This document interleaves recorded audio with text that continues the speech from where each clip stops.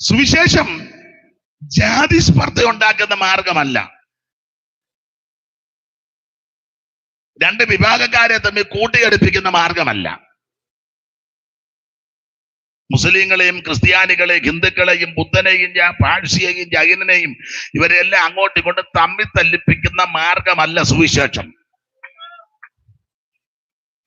ഇന്ന മതത്തിൽപ്പെട്ടവന്റെ പടലി വെട്ടിക്കൊണ്ടുപോവാ, മറ്റേ മതക്കാരനെ കാച്ചിക്കള, ഇവനെ നമുക്ക് സംരക്ഷിക്കാൻ അല്ലല്ല, എല്ലാവരെയും രക്ഷിക്കുന്ന മാർഗമാ സുവിശേഷം. ഇത് സമാധാന സുവിശേഷമാണ്. സുവിശേഷം വന്നിടത്തെല്ലാം സമാധാനമാണ്. ശ്രദ്ധിച്ചിട്ടില്ലേ? നമ്മുടെ ഉപദേശിമാരെ എത്ര പേരാ തല്ലുന്നത്? ചിലയിടത്തൊക്കെ തിരിച്ചടിക്കുന്നില്ലല്ലോ. അതിനാ ഇത് സമാധാന മാർഗമായതുകൊണ്ട്. അടിക്കാൻ അറിയാൻ മേലായിട്ടാണോ? ഒരടിക്കൊക്കെ ഉള്ള ആയം പിന്നെ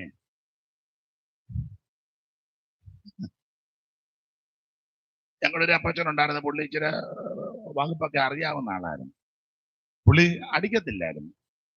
പുള്ളി സുവിശേഷം പറഞ്ഞ പൊരുത്തം വന്ന് തല്ലി പുള്ളി തോളത്തടിച്ചേക്ക് പോലും മാറി നിൽക്കും. മോനെ അമ്പിന് ഇങ്ങനെയാ പോയത്. പുള്ളി തല്ലത്തില്ല, അവനെ മാറ്റി വിട്ടതാ. മാർഗാണ്ട് തല്ലുകയല്ല കേട്ടോ. ഞങ്ങളെയൊക്കെ തല്ലിയാ നിന്നുകൊണ്ട് താഴെ വീടുന്നതല്ലാതെ ഒന്നും നടക്കുകയല്ല. ചിലരുണ്ട്, അവര് തല്ലത്തില്ല, മാറു കുഞ്ഞെന്ന് പറയുള്ളൂ. പിന്നെ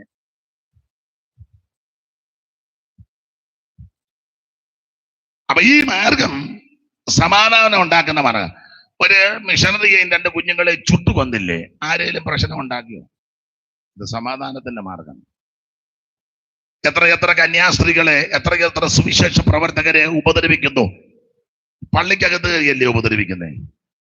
ആരെങ്കിലും തിരിച്ചു തല്ലിയോ? അതിനാ ഇത് സമാധാനത്തിന്റെ മാർഗം. ട്യൂബ്ലൈറ്റ് അടിച്ചു പൊട്ടിച്ചിട്ടില്ലേ? ബൈബിള് പറിച്ചു കീറിയിട്ടില്ലേ? റാന്നി പാലത്തില് നിങ്ങൾ അറിയാം, ബൈബിള് കത്തിക്കുകയും കീറുകയൊക്കെ ചെയ്തതാ. പാലവന്തി എന്നുള്ളത് പിന്നത്തത്. ഇത് സമാധാന മാർഗമാണ്. സുവിശേഷം ഒരു വ്യക്തിയുടെ ജീവിതത്തിൽ വന്നാൽ ആ വ്യക്തിക്ക് സമാധാനമുണ്ടാകും. മദ്യത്തിനും മയക്കുമരുന്നിനും ലഹരി പദാർത്ഥങ്ങൾക്കുമൊക്കെ അടിമപ്പെട്ട് നാട്ടുകാർക്കും വീട്ടുകാർക്കും സഭക്കാർക്കും ദേശക്കാർക്കും സമീപവാസികളുടെ എല്ലാം സ്വസ്ഥത കിടത്തി ആമൻ സ്തോത്രം വെച്ച കഞ്ഞി പോലും കുടിക്കാൻ നിർവാഹമില്ലാതെ ഭാര്യയെ ഉപദ്രവിച്ച് 4 കാലയിലാ വരുന്ന ഭാര്യയെ തല്ലും. 4 കാലയിലാ വന്ന് ഭാര്യയെ തല്ലും. നിന്ന് തല്ല് മേടിക്കുക പാവത്തങ്ങള്. ഇപ്പൊ പിന്നെ അങ്ങനെ തല്ലാനും ഒക്കത്തില്ല, അങ്ങനെ നിന്ന് തല്ലൊന്നും. ഈയിടെ ഒരു അമ്മാമ്മ എന്നോട് പറഞ്ഞു, എനിക്കൊട്ടൊരു അടി അടിച്ച് ഞാനും തീർത്തൊന്ന് കൊടുത്തെന്ന് പറഞ്ഞ്. പിന്നെ പുള്ളിയെ ഇന്ന് വരെ പുള്ളിയും തല്ലിയിട്ടില്ല, ഞാനും തല്ലിയിട്ടില്ല. ഞങ്ങൾ വളരെ സമാധാനമായിട്ടാ പോകുന്നത്. എന്നോട് പറഞ്ഞായില്ല.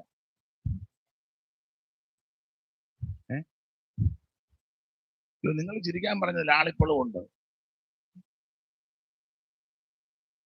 കല്യാണം കഴിച്ചുകൊണ്ട് വന്നപ്പോഴേ എന്തോ കാര്യം പറയുമ്പോൾ ഒറ്റയടി ഞാനും ഒരടി തീർത്ത് കൊടുത്തെന്ന് പറഞ്ഞു. പിന്നെ പുള്ളി ഇന്ന് വരെ പുള്ളിയും തല്ലിയിട്ടില്ല, ഞാനും വളരെ സന്തോഷമായിട്ടാ പോകുന്നത്. ഞാൻ ചോദിക്കുമ്പോൾ പിന്നെ എല്ലാവർക്കും മേല് നോക്കുകയല്ലേ. അങ്ങനെ ഒരമ്മ 10 മാസം ചുമന്ന് നൊന്ത് പ്രസവിച്ച് വളർത്തിയതുപോലെ എന്നെ എൻ്റെ അമ്മ. ഞാൻ പെണ്ണായെന്നേ ഉള്ളു, പുള്ളി പോകുന്ന എല്ലാവർക്കും ഒരുപോലല്ലേ. മിണ്ടുന്നില്ല.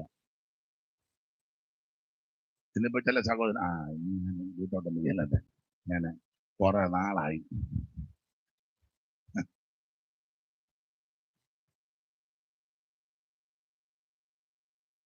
ഇത് സമാധാന സുവിശേഷമാണ്.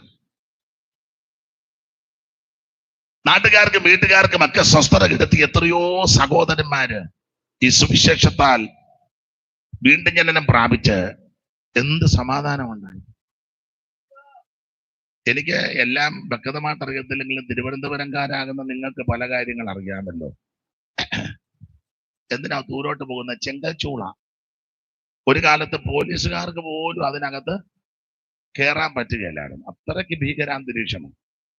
പക്ഷേ ഈ സമാധാന സുവിശേഷം ചെങ്കൽച്ചൂളയിലും ചെന്നു. എത്ര സഹോദരന്മാര് ആടെ രക്ഷിക്കപ്പെട്ട് അടി നിർത്തി, ബഹളം നിർത്തി, കുടി നിർത്തി, എല്ലാം നിർത്തി.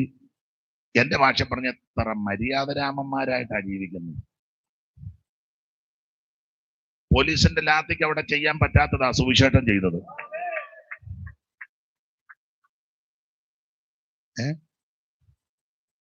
പട്ടം താണുപിള്ളയ്ക്ക് ചെയ്യാൻ പറ്റാത്തതാ സുവിശേഷം അവിടെ ചെയ്തത്. ആർ ശങ്കറിനും പട്ടം താണുപിള്ളയ്ക്കും, ഒന്നാമത്തെ മന്ത്രിസഭ ഇ എം എസിന്റെ മന്ത്രിസഭയ്ക്കും പട്ടം താണുപിള്ളയ്ക്കും, പിന്നെ ഇങ്ങോട്ട് എത്ര മുഖ്യമന്ത്രിമാര്, കെ കരുണാകരൻ മിടുമിടുക്കനല്ലായിരുന്നു, ഉമ്മൻചാണ്ടി അവർകൾ, എ കെ ആന്റണി, ഇപ്പോഴത്തെ പിണറായി വിജയൻ സർക്കാര്, നയനാർ സർക്കാർ, അവർക്കാർക്കും ചെയ്യാൻ പറ്റാത്ത പ്രവൃത്തിയാ സുവിശേഷം അവിടെ ചെയ്തത്. വയലാർ രവിയുടെ പോലീസിന് പോലും ചെയ്യാൻ പറ്റാത്തത്.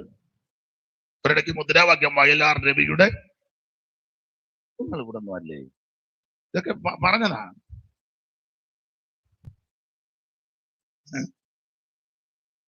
അവർക്ക് ആർക്കും ചെയ്യാൻ പറ്റാത്തതാ സുവിശേഷം അവിടെ ചെയ്തത്. ദൂരോട്ടൊന്നും പോകേണ്ട, ഈ ജില്ലയിലുള്ള കാര്യങ്ങളല്ലേ പറയുന്നേ. അങ്ങനെ ഈ മൈക്ക് കൊടുത്താൽ എത്രയോ പേർക്ക് എന്തെല്ലാം കാര്യങ്ങൾ ഇത് പറയാനുണ്ട്. ദൈവത്തിന് മഹത്വം. അനേകർക്ക് പേടി സ്വപ്നമായിരുന്നു, പക്ഷേ സമാധാന സുവിശേഷം അവിടെ ചെന്നു. 100 കണക്കിന് പ്രിയപ്പെട്ടവരെ ദൈവം എഴുന്നേൽപ്പിച്ചു. ഇതിപ്പം 2 വർഷം കൂടെ പറയണം. ഇപ്പൊ ഈ സഭക്കാരെല്ലാം കൂടെ അങ്ങോട്ട് കയറി പറ്റിത്തിരിപ്പുണ്ടാക്കുന്നുണ്ട്. IPC, ചർച്ചക്കോട്, അസംബ്ലി ഉച്ചക്കോട്, ഷാരോന്, അതേ കുന്തം, കോടാലി എല്ലാം കൂടെ ചെന്ന് ചർമ്മിൽ അങ്ങോട്ടും മിണ്ടരുത്, ഇങ്ങോട്ടും മിണ്ടരുത് എന്ന് ഞാൻ പറഞ്ഞു.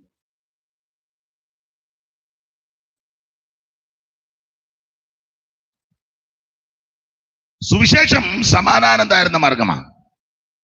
യേശുനായകൻ സമാധാന നായകൻ നിനക്കെന്നും ദാനമേ, എന്തിനാകുലം കലരുന്നൻ മനമേ, എന്തിനാകുലം കലരുന്നൻ മനമേ, യേശുനായകൻ സമാധാന നായകൻ നിനക്കെന്നും ദാനമേ, എന്തിനാകുലം കലരുന്നൻ മനമേ, എന്തിനാകുലം കലരുന്നൻ മനമേ. അപ്പൊ ശരിക്കും ശ്രദ്ധിക്കുക, സുവിശേഷം സമാധാനത്തിന്റെ മാർഗം. ഒരു വ്യക്തിയുടെ ജീവിതത്തിൽ ഈ സുവിശേഷം വന്നാൽ സമാധാനം ഉണ്ടാകും. ഒരു ഭവനത്തിൽ ഈ സുവിശേഷം എത്തിയാൽ ആ ഭവനത്തിന് സമാധാനം. ഒരു ദേശത്ത് ഈ സുവിശേഷത്തെ ഉയർത്തിയാൽ ദേശത്തിന് സമാധാനമാണ്.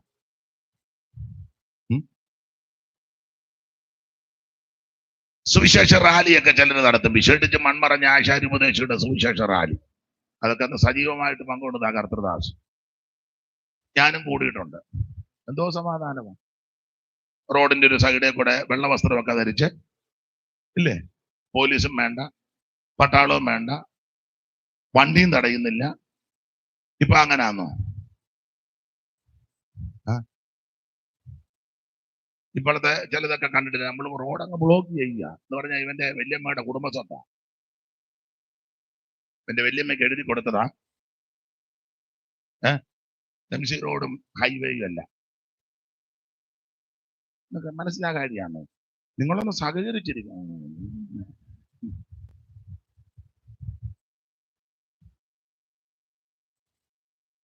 മനസ്സിലാകുന്നുണ്ടോ?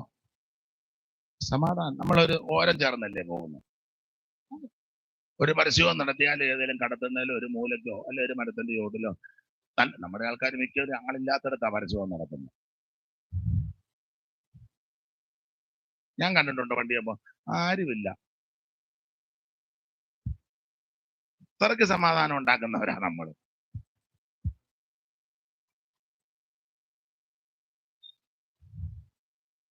സ്തോത്രം. എന്ത് സമാധാനത്തോടെ ഇപ്പൊ തന്നെ ഈ യോഗത്തിനാണെങ്കിലും ഇവിടെ പോലീസിന്റെ ആവശ്യമൊന്നുമില്ല. അതിന് പല കാര്യമുണ്ട്. മാല പൊട്ടിക്കാൻ ഇവിടെ ആള് കയറുകയല്ല, കാരണം ഒന്നിന്റെയും കയ്യിൽ ഇല്ല. അയൽക്കൂട്ടത്തിൽ നിന്ന് കാശ് കടമെടുത്തേക്കാ വന്നിരിക്കുന്നത്. ഇവിടെ ഞങ്ങളുടെ സഹോദരി സഭായത്തിനിടെ ഞാൻ പറ്റി എവിടെ പോകും, എന്റെ പെണ്ണുങ്ങൾ തന്നെ വെച്ചേക്കുകയായിരുന്നു. ഞാൻ ചോദിച്ചാൽ പിന്നെ അയൽക്കൂട്ടത്തിൽ നിന്ന് കാശ് എടുത്തേക്ക് ഇവിടെ ആരാധനയാണെന്നും പറഞ്ഞ് ഞാൻ അങ്ങോട്ട് ചെന്ന പെണ്ണുങ്ങൾ തന്നെ ഇവിടെ മാല പൊട്ടിക്കാൻ ആള് കയറുകയല്ല, കാതർത്തോണ്ട് പോവുകയല്ല. വീട്ടിൽ ഉരുണ്ട് കയറി അവിടെ സ്വർണ്ണ ബിസ്ക്കറ്റ് ഇല്ല, കാശ് അതിനകത്ത് അവിടെ ഇല്ല. എന്ത് സമാധാനമാ? കഥകഞ്ഞെല്ലാം മൊത്തം തുറന്നിട്ടേച്ച് കിടന്നുറങ്ങുകയും ചെയ്യാം. എന്തോ എടുത്തോണ്ട് പോകാന്? കയറി വരുമ്പോ 2 പാട്ട് പുസ്തകവും ഉൽപ്പത്തിയും വെളിപ്പാടും ഇല്ലാത്ത 2 ബൈബിളും ഇതൊക്കെ ആയിരിക്കുന്നു. അഥവാ കീബോർഡ് മേളിൽ വെച്ചിട്ടുണ്ട്. പിന്നെ അടുത്ത ആഴ്ച സ്വോത്രകാഴ്ച കിട്ടാൻ ചവുണ്ട 10 രൂപയുടെ നോട്ടും.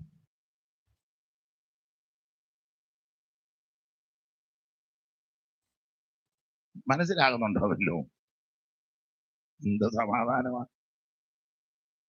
ദൈവത്തിന് മഹത്വം. ഇത് സമാധാന സുവിശേഷമാണ്. പെന്തിക്കോസുകാരുടെ വീട്ടിൽ അങ്ങനെ അധികം കള്ളം കയറുന്നതായിട്ട് അതെന്നാ? വിരുന്നുകാരുടെ വീട്ടിൽ കയറാൻ സാധ്യതയുണ്ട്. ഏത് വിരുന്ന്?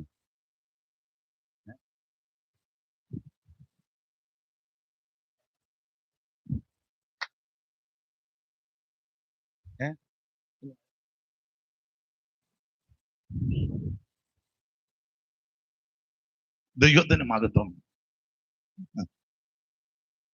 ഇത് സമാധാന സുവിശേഷമാണ്. രാജ്യത്തിന്റെ സമാധാനത്തിന് വേണ്ടി പ്രാർത്ഥിക്കുന്നത് ആ സുവിശേഷം. ഞാനേ പറയാറുണ്ട്, നിങ്ങൾ ഞങ്ങളുടെ സഭകളിലോട്ടൊക്കെ ഒന്ന് കയറി വന്നോ, അതിനകത്തൊരു ആയുധവും ഇല്ല. ഞങ്ങൾ ആരാധന നടത്തുമ്പോൾ ഇത് ഗവൺമെന്റിനോടും കൂടാ പറയുന്നത്. ഞങ്ങൾ ആരാധന നടത്തുമ്പോൾ ഞങ്ങൾ ആരാധിക്കുന്ന സഭകളിൽ കയറി വന്ന ഒരു പേനാക്കത്തി പോലും കിട്ടുകയില്ല.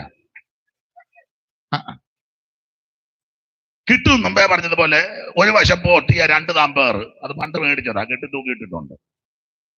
പിന്നെ മാറാലയും ചുക്കിലിയും പിടിച്ച 3-4 മേശയും ഒക്കെ കാണുന്നത്. അടി നോക്കിയാൽ മതി, ചുക്കില്ല, തൂക്കത്തൊന്നുമില്ല. ചിലര്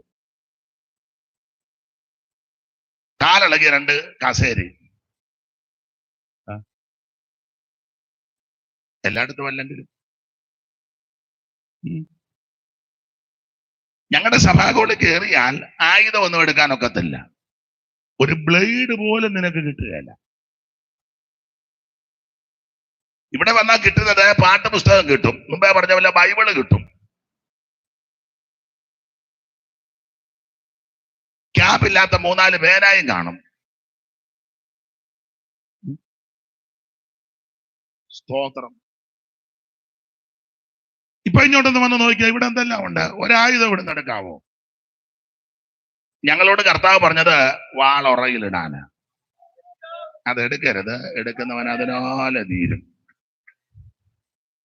ആയുധമൊന്നുമില്ല. ഞങ്ങളുടെ പോരിന്റെ ആയുധം ജഡീകമല്ല, കോട്ടകളെ ഇടിക്കുന്ന ദൈവശക്തിയാണ്.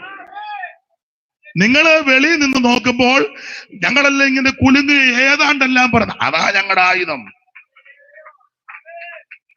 അവർ ചോദിക്കുക, ഇതുങ്ങളെല്ലാം നീ വിറയ്ക്കുന്ന എന്നാണ്?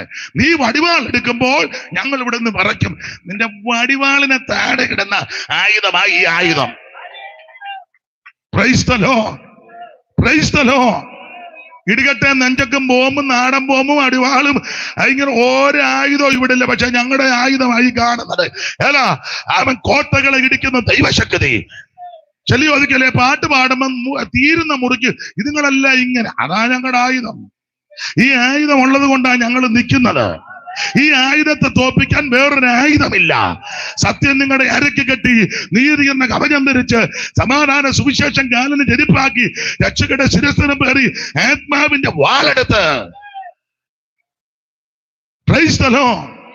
സത്യം കെട്ടുമീൻ, സത്യം കെട്ടുമീൻ, അരയ്ക്കു കെട്ടുമീൻ, കവചം ധരിപ്പീ, സത്യം കെട്ടുമീൻ.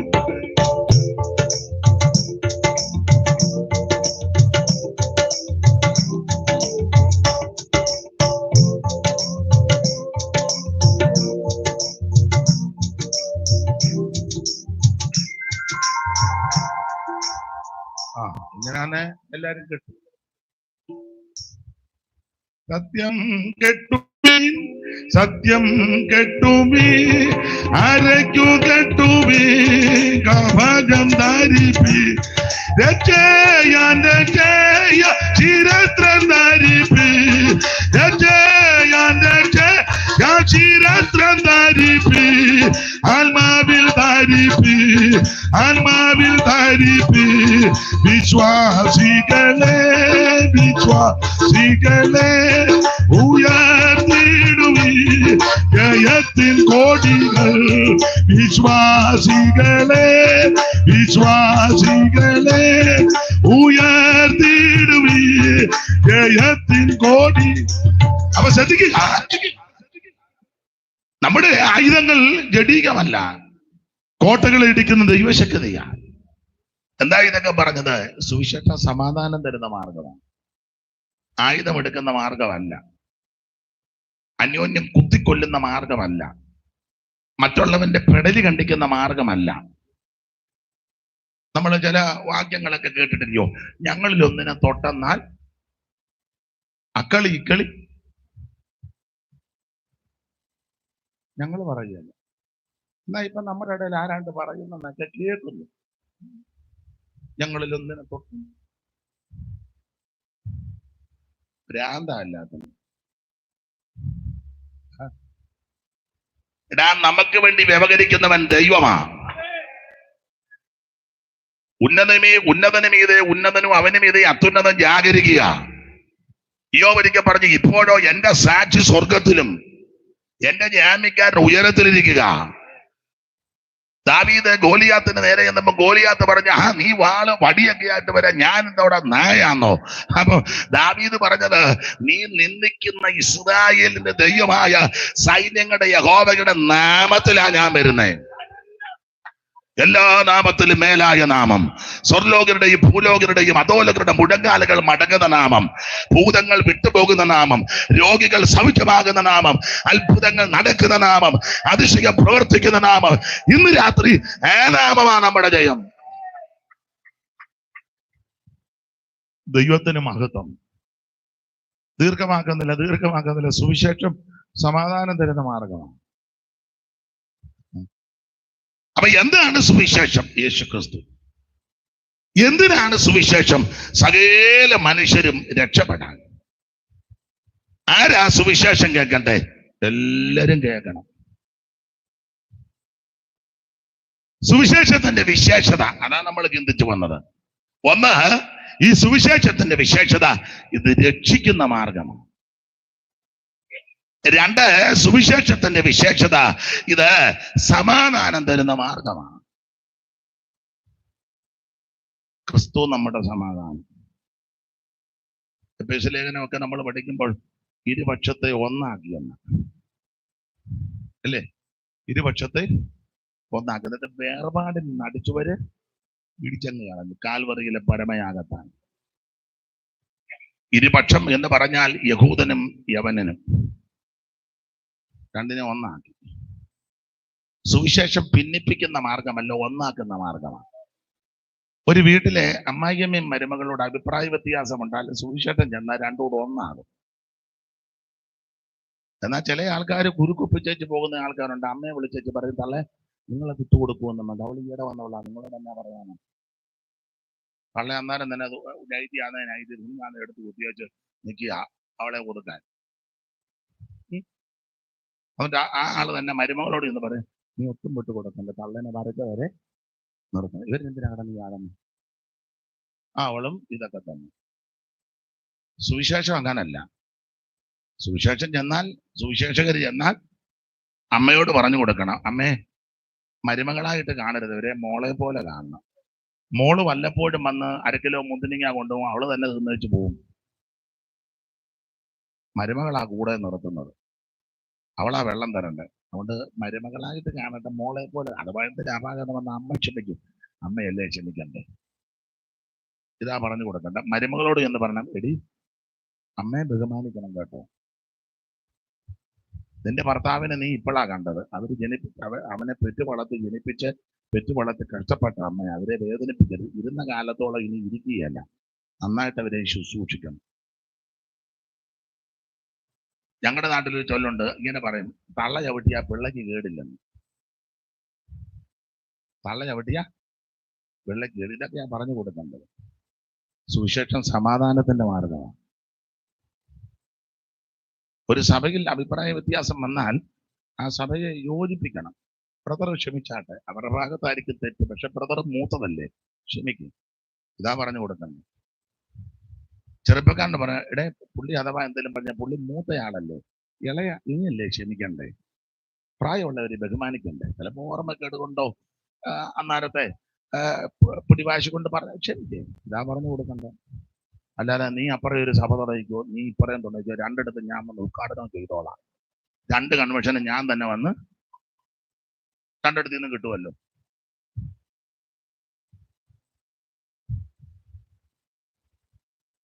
സുവിശേഷം സമാധാനം തരുന്ന മാർഗമാണ്. ഇത് എവിടൊക്കെ ചെന്നിട്ടുണ്ടോ അവിടെ എല്ലാം സമാധാനമാണ്. ദൈവത്തിന് മഹത്വം. അതെ, ഒരു കാര്യം കൂടെ പറഞ്ഞാൽ ഭാഗം വിടാം. എപ്പോഴാ പ്രസംഗം നടത്തേണ്ടത്? സമയമുണ്ട്. ഇത് ഞാൻ നിർത്തില്ല. അപ്പൊ സുവിശേഷത്തിന്റെ 3ാമത്തെ വിശേഷത, വളരെ ഒരു വാക്യം വായിച്ചേ. കൊലോസ്യ ലേഖനം 1-ാം അധ്യായത്തിന്റെ 3ാമത്തെ വാക്യം വായിച്ചേ. ഇതെല്ലാം അറിവുള്ള വാക്യമാണ്. സുവിശേഷത്തിന്റെ സത്യവചനത്തിൽ നിങ്ങൾ മുമ്പ് കേട്ടതായി സ്വർഗത്തിൽ നിങ്ങൾക്ക് സംഗ്രഹിച്ചിരിക്കുന്ന പ്രത്യാശ നിമിത്തം ക്രിസ്തു യേശുവിൽ നിങ്ങളുടെ വിശ്വാസത്തെയും സകല വിശുദ്ധന്മാരോടും നിങ്ങൾക്കുള്ള സ്നേഹത്തെയും കുറിച്ച് ഞങ്ങൾ കേട്ടിട്ട് നിങ്ങൾക്ക് വേണ്ടി പ്രാർത്ഥിക്കുകയിൽ എപ്പോഴും നമ്മുടെ കർത്താവായ യേശു ക്രിസ്തുവിന്റെ. അവിടെ ഒരു പ്രത്യേക പദമുണ്ട്, പ്രത്യാശ. ഒന്നുകൂടെ വായിച്ചേ. സുവിശേഷത്തിന്റെ സത്യവചനത്തിൽ നിങ്ങൾ മുമ്പ് കേട്ടതായി സ്വർഗത്തിൽ നിങ്ങൾക്ക് സംഗ്രഹിച്ചിരിക്കുന്ന പ്രത്യാശ നിമിത്തം. മതി പ്രത്യാശ. അപ്പം സുവിശേഷത്തിന്റെ 3ാമത്തെ വിശേഷത ഇത് പ്രത്യാശ തരുന്ന മാർഗമാണ്. 1, സുവിശേഷം രക്ഷിക്കുന്ന മാർഗം. 2, സുവിശേഷം സമാധാനം തരുന്ന മാർഗം. 3, സുവിശേഷം പ്രത്യാശ തരുന്ന മാർഗമാണ്. എന്തുവാ പ്രത്യാശ? പൗലോസ് കൊടുത്തിരിക്കുന്ന ഒരു പദം ഭാഗ്യകരമായ പ്രത്യാശ എന്ന. 2:11 വായിച്ചേ മോളെ. തീത്തോസ് 2:11. അവിടെ ഭാഗ്യകരമായ പ്രത്യാശ എന്ന.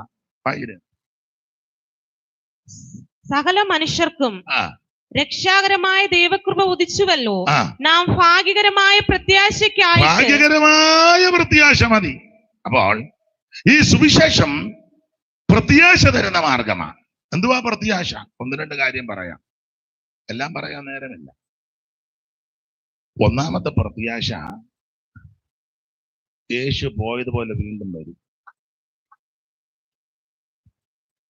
ഇങ്ങനെ വരുമെന്നും പറഞ്ഞ് ആരും പോയിട്ടുമില്ല, പറഞ്ഞാവട്ട് വരത്തില്ല. അവർക്കറിയാൻ വരികയല്ലെന്ന്, അതുകൊണ്ട് പറയേണ്ട കാര്യമില്ലല്ലോ.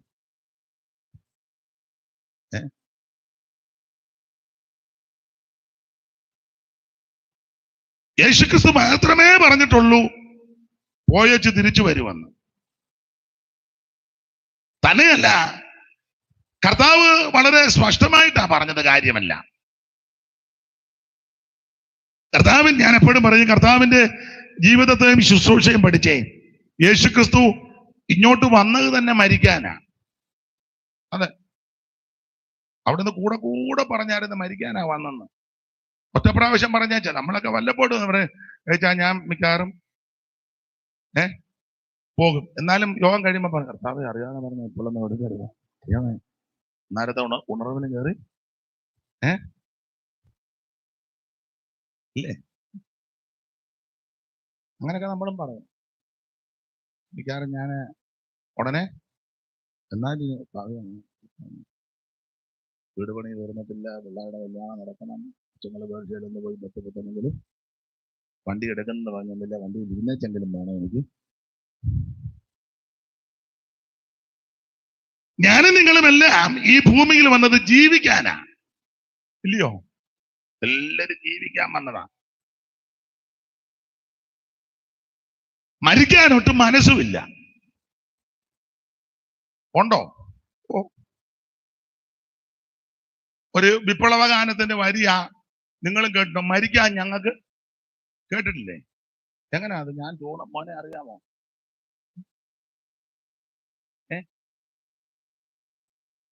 ഓ, നിങ്ങളെല്ലാം സിയോൻ ഗീതാവിൽ മാത്രം പാടുന്നത് കൊണ്ട് അതാ.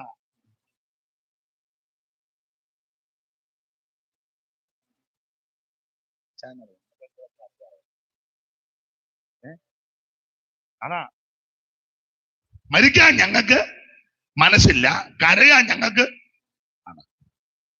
പക്ഷേ മരിക്കാൻ മനസ്സിലെന്ന് പറഞ്ഞ് എഴുതിയ പുള്ളി മരിച്ചു, ഏറ്റുപാടിയവരും മരിച്ചു, ഇപ്പോൾ പാടിക്കൊണ്ടിരിക്കുന്നവരും മരിക്കും. പക്ഷേ മരിക്കാനായിട്ട് വന്ന ഒരുവനുണ്ട്, അത് യേശു ക്രിസ്തുവാ. കർത്താവ് അത് പറഞ്ഞാ എപ്പോഴും അങ്ങ് ഇങ്ങനെ അടിച്ചേക്കുന്നേ, പറഞ്ഞു തുടങ്ങിയെന്ന, പറഞ്ഞെന്നല്ല. അപ്പൊ അന്ന് മുതൽ ഇതങ്ങ് പറയുക കൂടെ. ഒരു വാക്യം വായിച്ചത് നിങ്ങളുടെ ഇരിപ്പ് കണ്ടിട്ട് ഞാനിപ്പോ ഒപ്പിച്ചതാന്ന് തോന്നുന്നു. അങ്ങനെ താടിക്ക് കൈയും കൊടുത്തിരിക്കുന്നു, ഞാനിപ്പോ ഒപ്പിച്ചാന്ന് ഓർത്താന്ന്. എന്നാ ദൈവദാസൻ തന്നെ വായിച്ചു. മത്തായി സുവിശേഷം 16-ാം അധ്യായത്തിന്റെ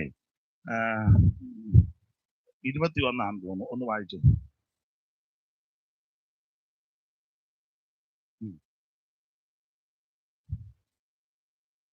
അന്ന് മുതലും തന്നെ. ഓ, തന്നെ വായിക്കാം, ഇതിനകത്തൂടെ വായിക്കാം. അന്ന് മുതൽ യേശു താൻ യെരൂശലേമിൽ ചെന്നിട്ട് മൂപ്പന്മാർ, മഹാപുരോഹിതന്മാർ, ശാസ്ത്രിമാർ എന്നിവരാൽ പലതും സഹിച്ചു, കൊല്ലപ്പെടുകയും 3-ാം നാൾ ഉയർത്തെഴുന്നേൽക്കുകയും വേണ്ടത് എന്ന് ശിഷ്യന്മാരോട് പ്രസ്താവിച്ചു തുടങ്ങിയെന്ന. പ്രസ്താവിച്ചു പരുവക്കേടായെന്നല്ല. ആദ്യം വായിച്ചത് അന്ന് മുതൽ, ഒടുവിൽ വായിക്കുക പ്രസ്താവിച്ച് അന്ന് മുതൽ ഇത് പറയാൻ തുടങ്ങി. അന്ന് മുതൽ തുടങ്ങി പറയാൻ, ഞാൻ മരിക്കാൻ പോവാന്ന്. നമ്മൾ വല്ലപ്പോഴും ഒന്ന് പറയാം, പിള്ളേരെ ഞാൻ ഇനി അധിക നാള് കാണുമെന്ന് എന്നും അങ്ങ് പറയുവോ? നല്ല ചേലായി. യേശു കർത്താവ് അന്ന് മുതല് പറഞ്ഞ് തുടങ്ങി. മർക്കോസ് 8:31 തോന്നുന്നു. ഒന്ന് വായിച്ചേ മോളെ. മനുഷ്യപുത്രൻ, അത് തന്നെ, മനുഷ്യപുത്രൻ പലതും സഹിക്കുകയും മൂപ്പന്മാരും മഹാപുരോഹിതന്മാരും ശാസ്ത്രിമാരും അവനെ തള്ളിക്കളഞ്ഞ് കൊല്ലുകയും 3 നാൾ കഴിഞ്ഞിട്ട് അവൻ ഉയർത്തെഴുന്നേൽക്കുകയും വേണമെന്ന് അവരെ ഉപദേശിച്ചു തുടങ്ങി. അതും തുടങ്ങിയെന്ന മോളെ. ഇനി ലൂക്കോസിന്റെ സുവിശേഷം 18-ാം അധ്യായത്തിന്റെ 31 വായിച്ചേ. അനന്തരം അവൻ 12 കൂട്ടിക്കൊണ്ട് അവരോട്, ഇതാ നാം യെരൂശലേമിലേക്ക് പോകുന്നു.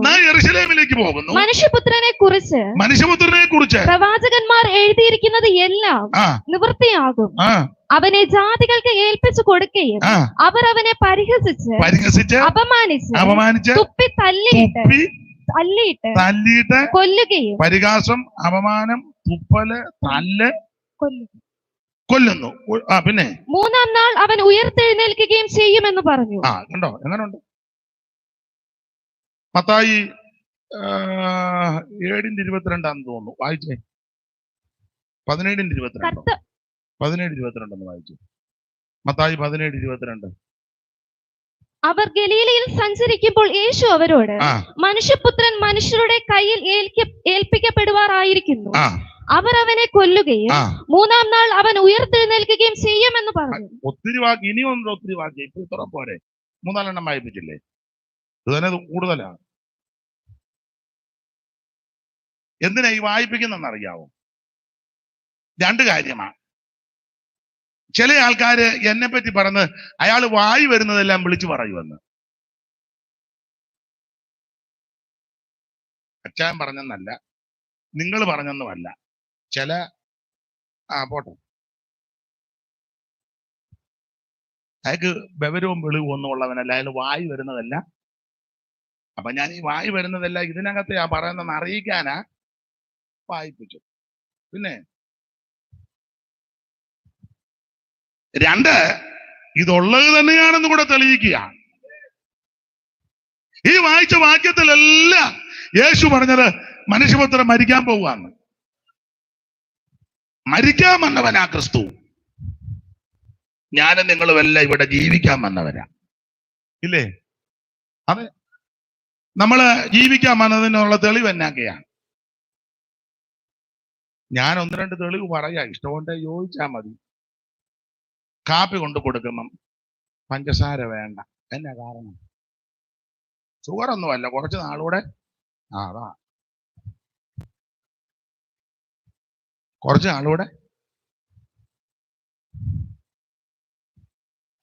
രാത്രി കുറച്ച് ചോറും അതിന്റെ കടത്ത് വേണ്ട, 2 ചപ്പാത്തി. അതിനാ കുറച്ച് നാളൂടെ. ഞാൻ സഹിതം, നിങ്ങൾ സഹിതം വെളുപ്പിനെ കണ്ടിട്ടില്ലേ? എന്നാ അതിന്റെ അർത്ഥം? ഉറക്കെ പറ മോനെ, കുറച്ച് നാളൂടെ ജീവിക്കണം. നമ്മൾ കഴിക്കല്ലേ ബ്ലസൻ എന്തിയേ? അവൻ ജിമ്മിലുണ്ട്. അതെന്നാ? കുറച്ച് നാളൂടെ. കടയിൽ പോയി സാധനം മേടിക്കുക, അല്ലെ റോഡിൽ വിൽക്കുന്നവരോട് മേടിക്കുക, എന്തോ വിലയാ അത്? 200 രൂപ. 200ഓ? സാറേ ജീവിക്കണ്ടേ, ഇല്ലേ? എന്നെ തുറച്ചു നോക്കുന്നത് ഉള്ള കാര്യമായി പറയാൻ. ഞാനും നിങ്ങളുമെല്ലാം ജീവിക്കാൻ വന്നവരാ, എന്നാൽ മരിക്കാൻ വന്ന ഒരുവനേ ഉള്ളൂ. അത് നസറായനാകുന്ന യേശു ക്രിസ്തുവാ. സ്തോത്രം.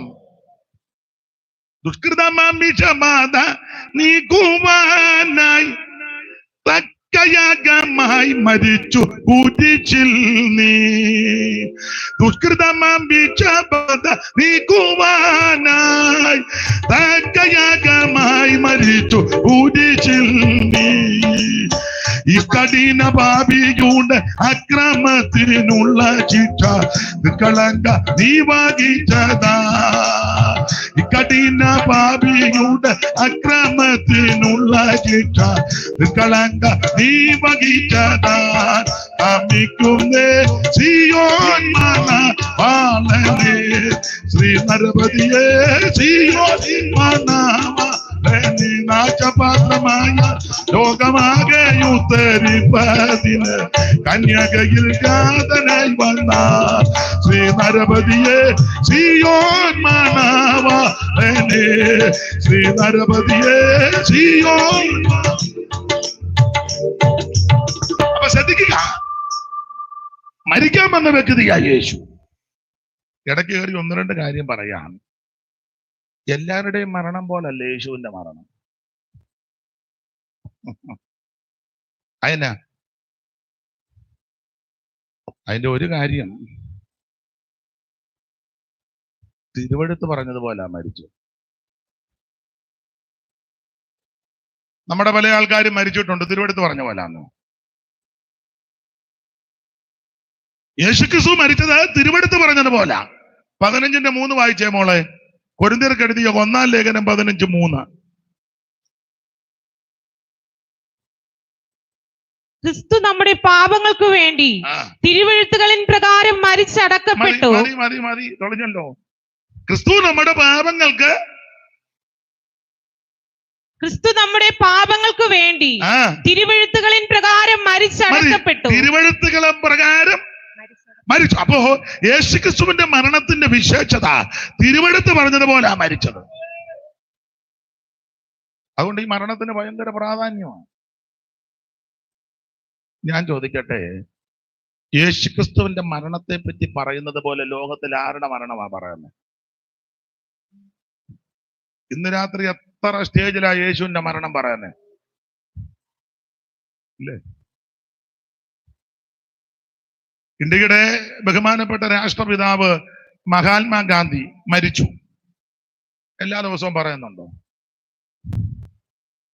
അദ്ദേഹം നല്ല മനുഷ്യനാ, അഹിംസ സിദ്ധാന്തം. ബ്രിട്ടീഷുകാരൻ ബൂട്ടിട്ട് ചവിട്ടിയപ്പോ ചോദിച്ചു, എന്തെങ്കിലും വേദനിച്ചോന്നു. പക്ഷെ ആ നല്ല മനുഷ്യന്റെ മരണ ദിവസമേ നമ്മൾ ഓർക്കുന്നുള്ളൂ. ഗാന്ധി സമാധി അല്ലേ? അന്ന് ചുമതലപ്പെട്ടവര് കൊടിയൊക്കെ അതിന്റെ നിലയിൽ കെട്ടി ഒരു ദുഃഖ ഒരു പാട്ടുമൊക്കെ ഉണ്ട്, രഘുപതി രാഘവ ഒരു ശീല പാടാൻ അറിയാമോ? ഓ എന്നാ വേണ്ട, നമ്മുടെ രാഷ്ട്രപതി വരും. ഷാജമാനക്ക് അറിയാമോ? ഒന്നും ഒരു വരി ഒന്ന് പാടിക്കും, നമ്മുടെ രാഷ്ട്രത്തിന്റെ അല്ലേ.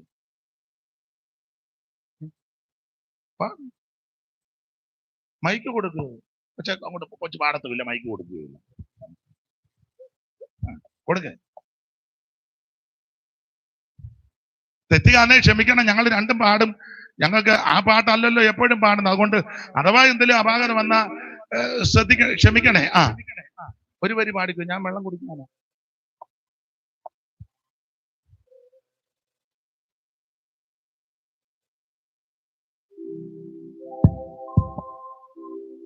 രഘുപതി രാഘവ രാജാ രാം പതിത പാവന സീതാരാം. രഘുപതി രാഘവ രാജാ രാം പതിത പാവന സീതാരാം.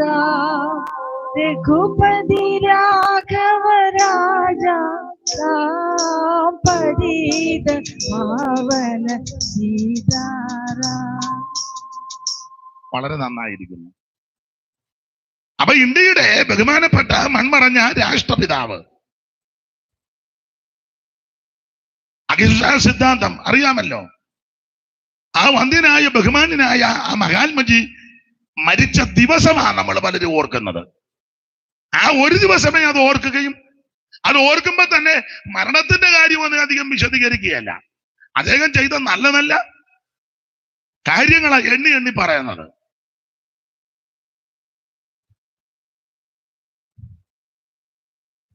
സ്തോത്രം. ഇന്ദിരാജി മരിച്ചു എന്ന് ഓർക്കുന്നില്ല, രാജീവ് ഗാന്ധി മരിച്ചു എന്ന് ഓർക്കുന്നില്ല. അന്നേ ദിവസം കേരളത്തിൽ അന്നേ മനോരമയിൽ ഒരു ഫോട്ടോയും അല്ലേ, അന്ന് ഓർക്കും.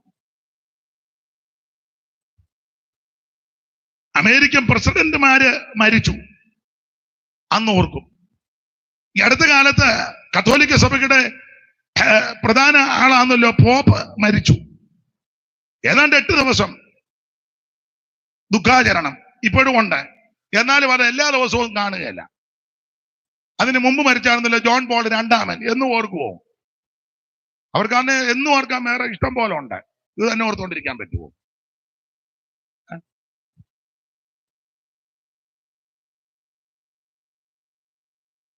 നമ്മുടെ സഭയുടെ നേതാവ് മരിച്ചെന്ന് ഓർക്കുകയാണോ? മരിച്ചത് നന്നായി എന്ന് പറഞ്ഞിരിക്കുന്ന ആൾക്കാരും ഉണ്ട്. ആയാലും പോയി കിട്ടിയല്ലോ.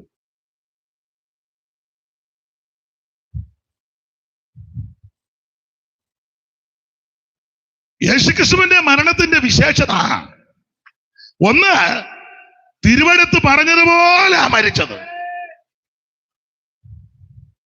2, ഈ മരണത്തെ പറ്റി എന്നും പറയല്ലേ. വിശേഷിച്ച് ഇങ്ങനെയുള്ള സുവിശേഷ സ്റ്റേജുകളിലെല്ലാം മറ്റാരുടെ മരണത്തെ പറ്റിയാ ഇതുപോലെ എന്നും പറയുന്നേ? എന്നുമാണോ? എല്ലായിടത്തും. ഞാൻ ഒന്നുകൂടെ കടത്തി പറയാം, അവിടുത്തെ തിരുമരണത്തെ ഓർക്കാത്ത ഒരാഴ്ചയുണ്ടോ? ഒരാഴ്ചയുണ്ടോ? ഞായറാഴ്ച നമ്മൾ ആരാധനയ്ക്ക് അങ്ങോട്ട് ചെല്ലുമ്പം ഒരുക്കി വെച്ചിരിക്കുക എന്താ? തിരുമേശ. ചിലയിടങ്ങളിലൊക്കെ വെള്ള തുണിയിട്ട് മൂടി അതിൽ വളരെ തിരുമേശയൊക്കെ നടത്തുമ്പോൾ ശ്രദ്ധിക്കണം. ചില ഒക്കുന്നത് പോലെ ഇട്ട് ഒപ്പിക്കുന്ന കാണാം. ഒരിക്കൽ അപ്പം നുറുക്കിയപ്പോൾ ഒരുത്തൻ ചോദിച്ചു, സാധനം കിട്ടിയോന്ന്. വെളിവില്ലാത്ത ഒത്തിരി എണ്ണം ഉണ്ട്.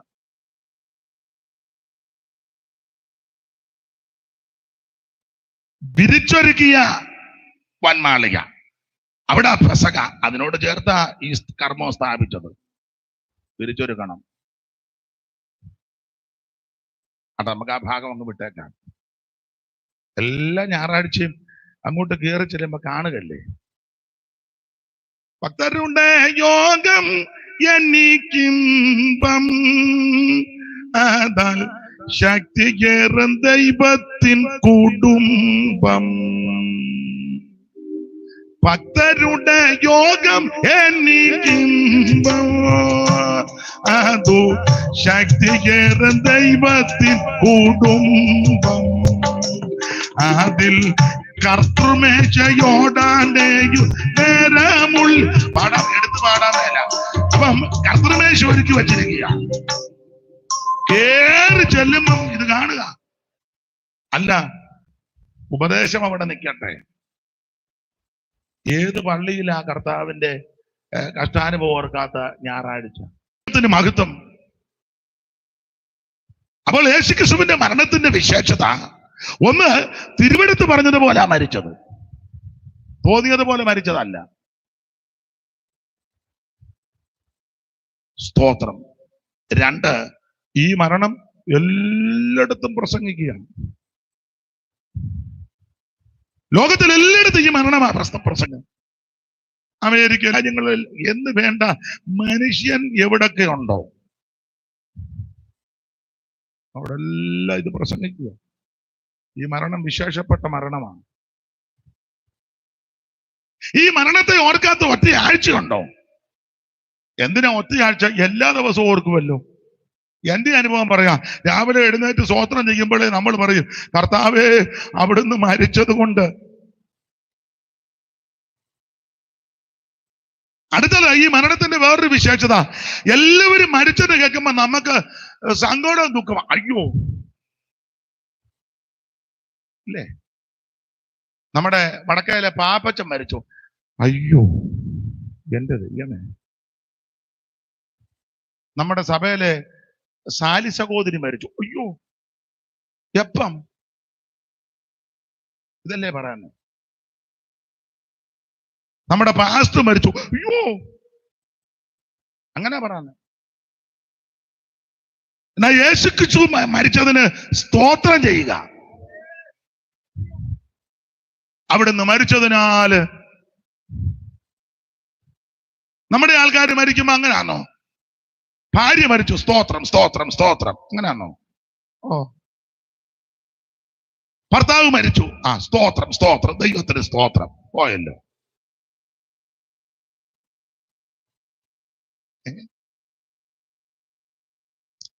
അലോഗ്യം ഉണ്ടെങ്കിലും അഭിപ്രായ വ്യത്യാസം ആന്നേലും ദുഃഖമാണ് ഇല്ലേ? പക്ഷെ യേശുക്രിസ്തു മരിച്ചെന്ന് മരിച്ചതിനെ പറ്റി എല്ലാവരും ഇവിടെ നിന്ന് പറയുന്നത് സ്തോത്രം. ഈ മരണം വിശേഷപ്പെട്ട മരണമാണ്. വേറെ ആരുടെ മരണത്തിനാണ് നമ്മൾ സ്തോത്രം ചെയ്യുന്നത്? മരണം കൊണ്ടന്റെ വന്നരകം നീ അകറ്റി, നിൻ മരണം കൊണ്ടന്റെ, ചേർന്ന് പാട്, വന്നരം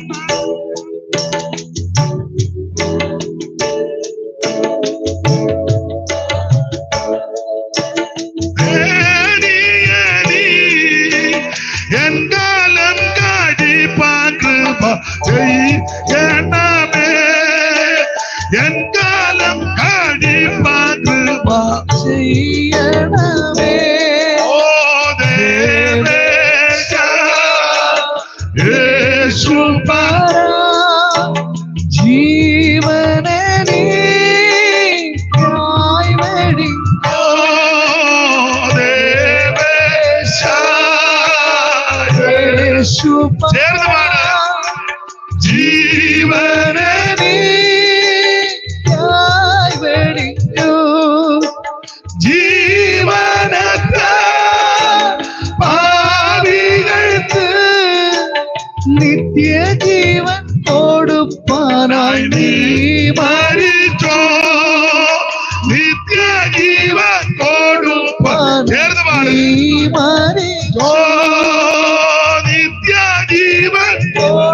പാനായി നീ മരിച്ചോ, നിത്യജീവൻ കൊടുപ്പാനായി നീ മരിച്ചു. കരമുയർത്തി സ്തോത്രം ചെയ്യ. അവിടുന്ന് മരിച്ചതിനാൽ സ്തോത്രം. വേറെ ആര് മരിച്ചത് കേൾക്കുമ്പോ സ്തോത്രം ചെയ്യത്തില്ല. യേശുക്രിസ്തുവിന്റെ മരണത്തിന് നമ്മൾ സ്തോത്രം ചെയ്യുക. ഈ മരണം വിലയേറിയ മരണമാണ്. ഒന്ന്, തിരുവെടുത്ത് പറഞ്ഞതുപോലെ മരിച്ചത്. രണ്ട്, ഈ മരണം ലോകം മുഴുവൻ പറഞ്ഞുകൊണ്ടിരിക്കുക. മൂന്ന്, എല്ലാ ആഴ്ചയിലും മരണത്തെ പറ്റിയാ പ്രസ്താവിക്കുന്നത്. എല്ലാ ദിവസവും ഈ മരണത്തെ പറ്റിയാ പറയുന്നത്. സ്തോത്രം. നാല്, ഈ മരണത്തെ ഓർത്ത് നമ്മൾ സ്തോത്രം ചെയ്യുക. ദൈവത്തിന് മഹത്വം. അവിടുത്തെ മരണം വിലയേറിയ മരണമാണ്. ദൈവത്തിന് മഹത്വം ഉണ്ടാകട്ടെ. മാത്രമല്ല അവിടുത്തെ മരണത്തിന് വിശേഷത, ഒന്ന്, മരിക്കാനായിട്ടാ വന്നേ, അവിടുന്ന് തന്നെ പറഞ്ഞു. രണ്ട്, എവിടെ വെച്ച് മരിക്കുമെന്നും പറഞ്ഞു. നമുക്ക് വല്ലതും അങ്ങനെ പറയാൻ പറ്റുമോ? ഞാൻ പാറശാലയെ വെച്ചേ മരിക്കുള്ളൂ പറയാൻ പറ്റുമോ? കൊള്ളാം, ഒന്നും പറയാനൊക്കത്തില്ല. ഞാന് കാനഡയിൽ ചെന്നേ മരിക്കുന്നുള്ളൂ അങ്ങനെ പറയാൻ പറ്റുമോ? ഒന്നും നോക്കത്തില്ല. യേശുക്രിസ്തു വളരെ സ്പഷ്ടമായിട്ട് പറഞ്ഞു എവിടെ മരിക്കും, എങ്ങനെ മരിക്കും, ഏത് വിധത്തിൽ മരിക്കും, ആരാ കൊല്ലുന്നത്, മരിച്ചു കഴിഞ്ഞ് എന്തോ നടക്കും, ഇതെല്ലാം ക്ലിയർ ആക്കിയാ. ഈയിടെ ഞാൻ ഒരാൾ ചോദിച്ചു എന്തോ ഉണ്ട്. ഓ, ഇങ്ങനെ പോകുന്നു, തട്ടിയും ഉന്തിയും. ഇനി കുറെ നാൾ കൂടെ കാണും.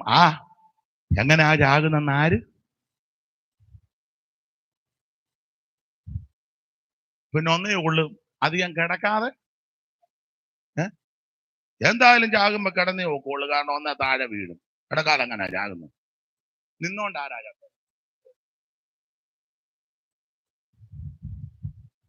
അങ്ങനെ ആരെങ്കിലും ചത്തിട്ടുണ്ടോ? നിന്നോണ്ട്? എനിക്കറിയത്തില്ല. എന്തായാലും കിടക്കണം.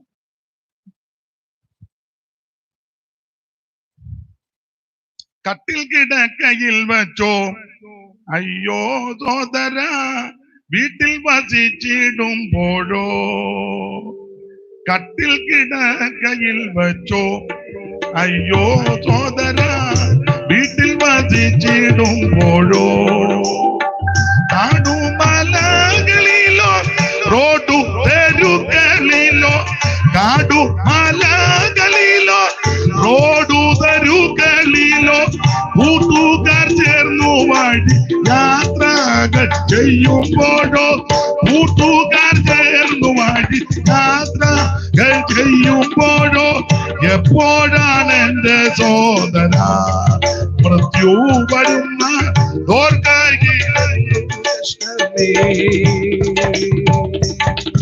എപ്പോഴാണ് എന്റെ സോദര മൃത്യു വരുന്ന കയ്യിലെന്തോ കഷ്ടമേ. വെള്ളത്തിൽ യാത്രയിൽ വെച്ചോ ആരാധനയ്ക്കായി പള്ളിയിൽ പോകും നേരത്തോ. വെള്ളത്തിൽ യാത്രയിൽ വെച്ചോ ആരാധനയ്ക്കായി പള്ളിയിൽ പോകും നേരത്തോ. കള്ളം പറഞ്ഞു ചിലർ വ്യാപാര ചന്തയിലോ, കള്ളം പറഞ്ഞു ചിലർ വ്യാപാര ചന്തയിലോ. കള്ളക്കേസിനു പോകും കച്ചേരി തിണ്ണയിലോ, കള്ളക്കേസിനു പോകും ചേരി തിണ്ണയിലോ. എപ്പോഴാണ് എന്റെ സോദര മൃത്യു വരുന്ന കയ്യിലെന്തു കഷ്ടമേ. ഓ, എപ്പോഴാണ് എന്റെ സോദര മൃത്യു വരുന്നതോർക്കയിലെന്തു കഷ്ടമേ. വാളിനാൽ വെട്ടുകൊണ്ടിട്ടോ വല്ലാത്തതായ വ്യാധികൾ വന്ന് കൂടിട്ടോ. വാളിനാൽ വെട്ടുകൊണ്ടിട്ടോ വല്ലാത്തതായ വ്യാധികൾ വന്നു വെട്ടിട്ടു.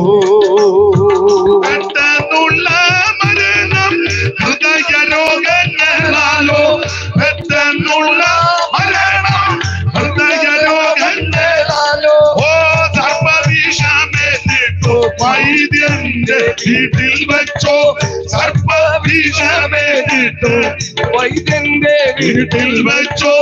എപ്പോഴാണ് എന്റെ സോദര മൃത്യു വരുന്ന തോൽക്കയിൽ എന്തു കഷ്ടമേ. രാത്രി എനിക്ക് ഓർമ്മിപ്പാനുള്ള പ്രധാന സന്തോഷത്തിൽ പ്രധാനമായിട്ട് ഒരു കാര്യം, മരണം നിന്നെ പിടികൂടുന്നതിന് മുമ്പ് നിനക്ക് വേണ്ടി മരിച്ച യേശുവിനെ രക്ഷകനായി സ്വീകരിക്കണം. മറ്റൊരുത്തനും രക്ഷയില്ല. നാം രക്ഷിക്കപ്പെടുവാൻ ആകാശത്തിന് കീഴിൽ മനുഷ്യരുടെ ഇടയിൽ നൽകപ്പെട്ട ഒരേ ഒരു നാമം നസറായനാകുന്ന യേശു ക്രിസ്തുവിന്റെ പരിശുദ്ധ നാമം. ഇന്ന് രാത്രി യേശു നിനക്ക് വേണ്ടിയാ മരിച്ചത്.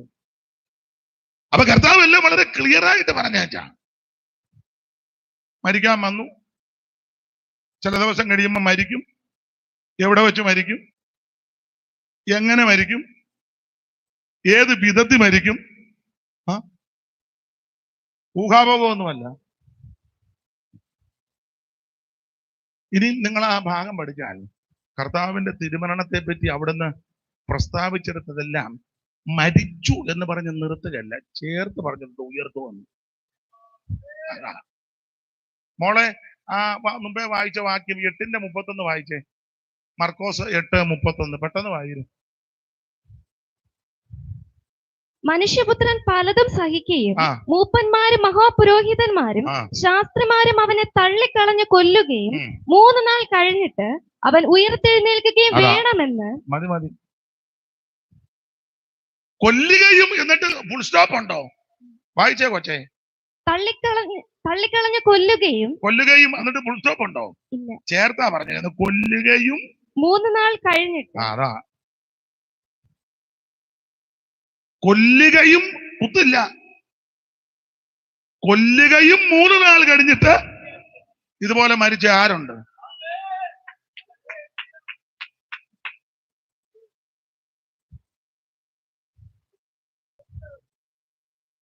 മത്തായി സുവിശേഷം 16:21 മുമ്പേ വായിച്ചേ. അന്ന് മുതൽ യേശു താൻ യെരൂശലേമിൽ ചെന്നിട്ട് മൂപ്പന്മാർ മഹാപുരോഹിതന്മാർ ശാസ്ത്രിമാർ എന്നിവർ പലതും സഹിച്ച് കൊല്ലപ്പെടുകയും 3-ാം നാൾ കൊല്ലപ്പെടുകയും കുത്തുണ്ടോ? ഇല്ല, കൊല്ലപ്പെടുകയും 3-ാം നാൾ ചേർത്താ പറഞ്ഞേക്കുന്നത്. കൊല്ലപ്പെടുകയും മൗനം ആചരിക്കാം.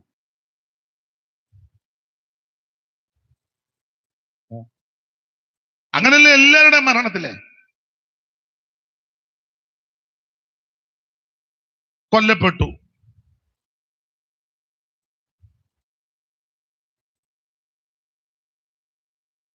ചേർത്ത് വായിക്കുമോളോ? പലതും സഹിച്ച് കൊല്ലപ്പെടുകയും 3-ാം നാൾ ഉയർത്തെഴുന്നേൽക്കുകയും വേണം. അങ്ങനെ വായിച്ചു തരേണ്ടത്. ശ്രദ്ധിക്കുന്നുണ്ട്, അതുകൊണ്ടാണ്. കൊല്ലപ്പെടുകയും ഉയർക്കുകയും ചെയ്യും. അവിടുത്തെ തിരുമരണത്തെ പറ്റി പ്രസ്താവിച്ചെടുത്തല്ല അങ്ങനെ പറഞ്ഞേക്കുന്നത്. ഇതുപോലെ പറഞ്ഞ് മരിച്ച ആരുണ്ട്? ഒന്നും പറഞ്ഞില്ലല്ലോ യാകാൻ നേരത്ത്. നമ്മൾ ചോദിക്കില്ല എങ്ങനെയാകത്തെ വല്ലതും പറഞ്ഞോ? പറയാൻ ഇങ്ങനെ വാ പൊളിച്ചെന്ന.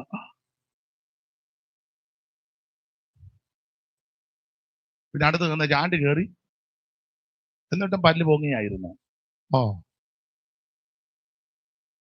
നാളെ ഒരാൾ പറഞ്ഞ് കണ്ണിക്കൂടാ പോയെന്ന്. നീ മൂക്കിന് 2 തുള തന്നേക്കുന്ന എന്തിനാ? ഇതൊക്കെ പോകേണ്ട സ്ഥലത്തൂടെ ഓരോന്നും പോകേണ്ട സ്ഥലങ്ങളുണ്ട്. അതെല്ലാം അങ്ങനെ തന്നെ വേണം. മൂക്കിന് ദ്വാരം തന്നേക്കുന്ന അങ്ങനല്ലേ? ഇനി പുള്ളി പറയാ കണ്ണിക്കൂടാ പോയെന്ന്. ഇവിടെ ഓരോരുത്തരും മരിച്ചതൊന്നും പറയാതിരിക്കുന്നതാ നല്ലത്. യേശു മരിച്ചപ്പോ എല്ലാം പറഞ്ഞേച്ചാ മരിച്ചേ. ജീവൻ പോകുന്ന സമയത്ത് എന്തോ കർത്താവിന്റെ മരണത്തിന്റെ മാതൃക. ഞാൻ എടുത്ത വാക്യം നാളെ പറയാം. ഇപ്പൊ തന്നെ പറയണം. നാളെ പറയാം. നാളെ ഉണ്ടല്ലോ. പിന്നെ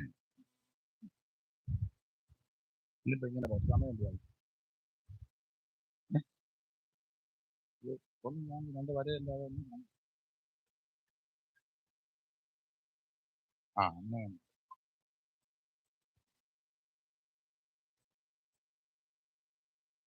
അപ്പൊ ശ്രദ്ധിക്കുക, അവിടുത്തെ മരണം നിങ്ങൾ രണ്ടുപേരും പറഞ്ഞു എന്തുവാ 9:15 രണ്ടുപേര് സമയം. അതാണ് പറഞ്ഞത്, എനിക്ക് ദോഷമൊന്നും അല്ല. അവിടുത്തെ മരണത്തിന്റെ വിശേഷത നിങ്ങൾ ഈ വേറെ പുസ്തകം പഠിച്ചേ. ആദ്യത്തെ 4 സുവിശേഷമാണ്. ഇവിടെ ആദരണീയ കർത്തൃദാസന്മാരൊക്കെ ഇരിക്കുന്നതുകൊണ്ട് എനിക്ക് സന്തോഷമായി. ഇവര് വളരെ ആസ്വദിച്ചിരിക്കുകയെന്ന് എനിക്കറിയാം. എനിക്ക് കാണുമ്പോൾ അറിയാം. എനിക്ക് ഉഴപ്പുന്നവരെ കണ്ടാലും അറിയാം, ഉൾക്കൊള്ളുന്നവരെ കണ്ടാലും പിന്നെ എനിക്കറിയാം. അപ്പൊ ശ്രദ്ധിക്കുക, കർത്താവ് അവിടുത്തെ തിരുമരണത്തിന്റെ കാര്യം പറയുമ്പോൾ നിങ്ങൾ മത്തായി, മർക്കോസ്, ലൂക്കോസ്, യോഹന്നാൻ 4 സുവിശേഷമുണ്ട്. ഈ മരണത്തിന്റെ വിശേഷത ഈ 4 സുവിശേഷത്തിൽ 2 സുവിശേഷകന്മാരെ ക്രിസ്തുയേശുവിന്റെ ജനനത്തെ പറ്റി പറഞ്ഞിട്ടുള്ളൂ. മത്തായി, ലൂക്കോസും. ക്രിസ്തുയേശുവിന്റെ ജനനത്തെ പറ്റി 2 പേരെ പറഞ്ഞിട്ടുള്ളൂ. മർക്കോസും യോഹന്നാനും ജനനത്തെ പറ്റി ഒന്നും പറഞ്ഞിട്ടില്ല. മത്തായി ക്രിസ്തുയേശുവിന്റെ തിരുപ്പിറവിയോട് സംബന്ധിച്ച് ഗബ്രിയേൽ മാലാഖ മറിയത്തിന്റെ അടുക്ക വന്നത് മുതൽ പറഞ്ഞിട്ടുണ്ട്. ലൂക്കോസ് കുറച്ചുകൂടെ ചരിത്രം നന്നായിട്ട് പറഞ്ഞു. ആദ്യം മുതൽ കേട്ട സാക്ഷികളും വചനത്തിന്റെ ശുശ്രൂഷകന്മാരുമായി നമ്മെ പരമേൽപ്പിച്ചതുപോലെ നമ്മുടെ ഇടയിൽ പൂർണ്ണമായി പ്രമാണിച്ചു വരുന്ന ഒരു കാര്യത്തെക്കുറിച്ച് ചരിത്രം ചുമപ്പാൻ പലരും തുനിഞ്ഞിരിക്കുകൊണ്ട് നിനക്ക് ലഭിച്ച വാർത്തകളുടെ നിശ്ചയം എന്നെന്ന് അറിയേണ്ടതിന് ക്രമമായി. അങ്ങനല്ലേ മോളെ വായിച്ച ഒന്നിന്റെ ശ്രീമാനായ തെയോഫിലോസേ ആദ്യം മുതൽ കണ്ട സാക്ഷികളും ശ്രീമാനായ തെയോഫിലോസേ ആദ്യം മുതൽ കണ്ട സാക്ഷികളും വചനത്തിന്റെ ശുശ്രൂഷകന്മാരുമായവർ നമ്മെ ഭരമേൽപ്പിച്ചതുപോലെ നമ്മുടെ ഇടയിൽ പൂർണ്ണമായി പ്രമാണിച്ചു വരുന്ന കാര്യങ്ങളെ വിവരിക്കുന്ന ഒരു ചരിത്രം നന്നായിട്ട് ചരിത്രം പഠിച്ച എഴുതിയേക്കുന്നത് ചരിത്രം ചമപ്പാൻ പലരും തുനിഞ്ഞിരിക്കൊണ്ട് നിങ്ങൾ ഉപദേശം ലഭിച്ചിരിക്കുന്ന വാർത്ത എങ്ങനെ നിങ്ങൾക്ക്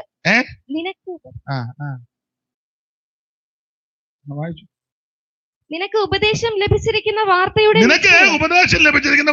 നിശ്ചയം നീ അറിയേണ്ടതിന് അത് ക്രമമായി എഴുതുന്നത് ക്രമമായിട്ട് എഴുതി. പിന്നെ നന്നെന്ന് ആദ്യം മുതൽ സകലവും സൂക്ഷ്മമായി പരിശോധിച്ചിട്ട് ക്രമമായിട്ട് എഴുതി, സൂക്ഷ്മമായി പരിശോധിച്ചു, ആദ്യം മുതൽ എഴുതി, ചരിത്രം പഠിച്ചെഴുതി.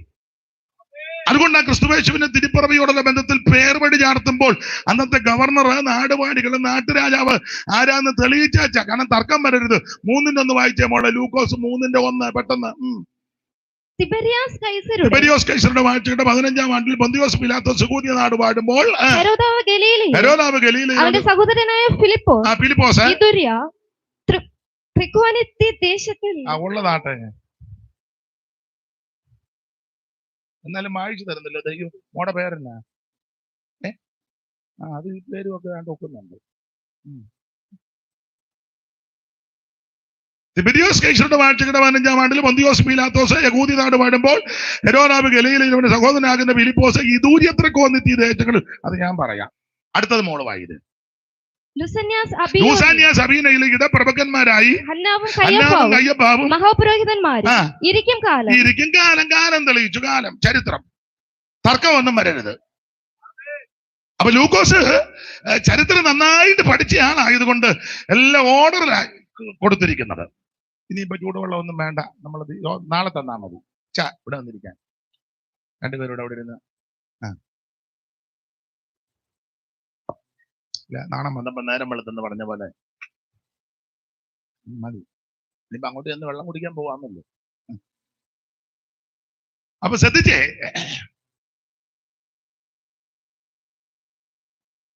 ചരിത്രം നന്നായി പഠിച്ചാ ലൂക്കോസ് എഴുതിയിരിക്കുന്നത്.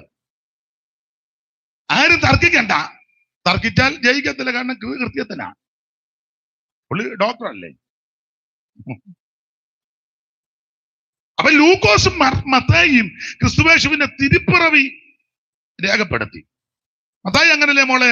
അബ്രഹാമിന്റെ പുത്രനായ ദാവീദിന്റെ പുത്രനായ യേശുക്രിസ്തുവിന്റെ വംശാവലി വൈര്.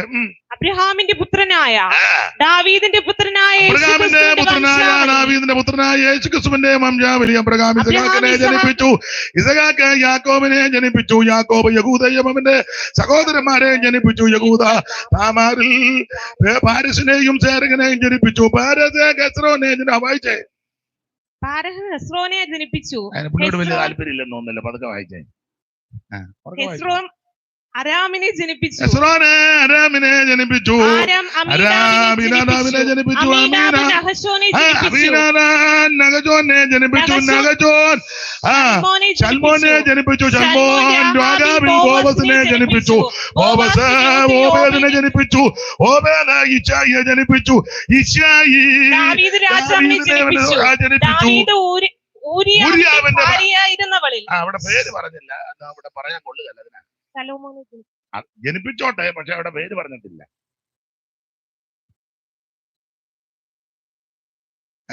അതെന്നെ പേര് പറയാൻ അത് വേറെ വിഷയമാണ്. പേര് പറഞ്ഞിട്ടില്ലല്ലോ. ദൈവത്തിന്റെ മഹത്വം. അപ്പൊ ഇവിടെ എല്ലാം എന്നാൽ വേറെ ചില സ്ത്രീകളുടെ പേര് പറഞ്ഞിട്ടുണ്ട്. രാഘാവിന്റെ പേര് പറഞ്ഞു, ഇല്ലേ? രാഘാവിന്റെ പേര് പറഞ്ഞു. പിന്നെ ആരുടെ പേര് പറഞ്ഞു? രൂത്തിന്റെ പേരും പറഞ്ഞു. പിന്നെ ആരുടെ പേര് പറഞ്ഞു? അതവിടെ നിൽക്കട്ടെ, വേറൊരു സഹോദരിയുണ്ട്.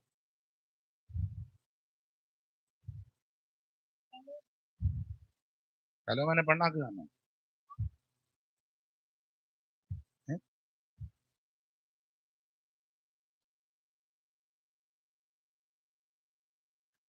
നാളെ പറഞ്ഞാൽ മതി. ഇപ്പൊ ഇനി പറഞ്ഞോണ്ടിരിക്കാൻ നേരമില്ല. അദ്ദേഹം പറഞ്ഞു താമാർ ഉൽപ്പത്തി 38. അപ്പൊ താമാറിന്റെ പേര് പറഞ്ഞു, രാഘാവിന്റെ പേര് പറഞ്ഞു, രൂത്തിന്റെ പേര് പറഞ്ഞു. മറിയ തന്നെ ആണല്ലോ പിടിച്ചേക്കുന്നത്. മറിയയുടെ ആളാന്ന്.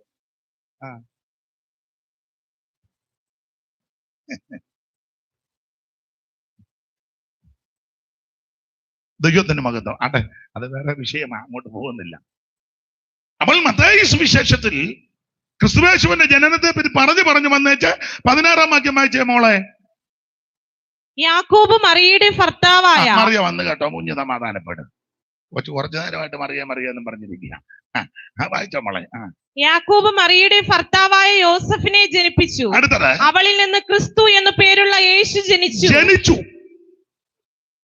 ജനിപ്പിച്ചതല്ല, ജനിച്ചു. എന്നിട്ട് കർത്താവിന്റെ തിരുപ്പിറവിയോടുള്ള ബന്ധത്തിൽ ആമേൻ സ്തോത്രം ഈ ഭാഗത്ത് കൊടുത്തിട്ടുണ്ട്. 6-ാം മാസത്തിൽ ഗബ്രിയേൽ മാലാഖ വന്നത്. വായിര്.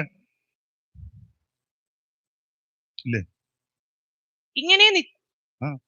ഇങ്ങനെ നനച്ചിരിക്കുമ്പോൾ കർത്താവിന്റെ ദൂതൻ അവന് സ്വപ്നത്തിൽ.